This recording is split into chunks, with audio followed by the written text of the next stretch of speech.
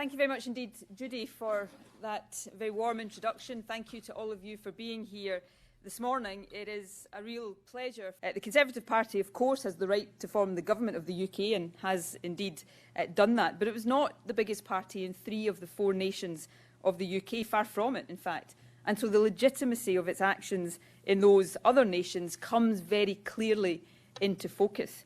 And so, as I discussed with the Prime Minister when we met after the election, what happens to the future of the United Kingdom now in the years ahead will, at least in part, depend upon how responsively Westminster deals with the reality that in political as well as in constitutional terms, the UK is not a unitary state. Weakens the United Kingdom in an international context. Scotland. There is no second Scottish independence referendum on the immediate horizon, of course, but I do think it is a reasonable point to make that if the United Kingdom is to remain intact in the years to come, it must demonstrate, and it must demonstrate very clearly, that it can adapt to multinational and multi-party politics in a far more substantial manner than it has often done in the past.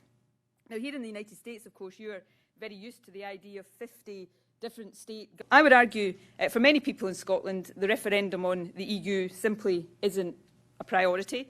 But nevertheless, it does raise the possibility, depending on how the result goes across the UK, that Scotland could be taken out of the European Union against our will.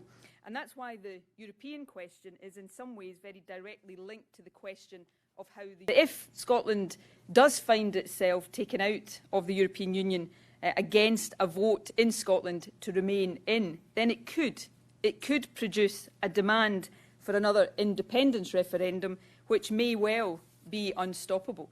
But I would argue, and do argue, that the UK government has it within their power to remove that possibility by agreeing to the double majority provision that we're putting forward. It's a real pleasure for me to be here.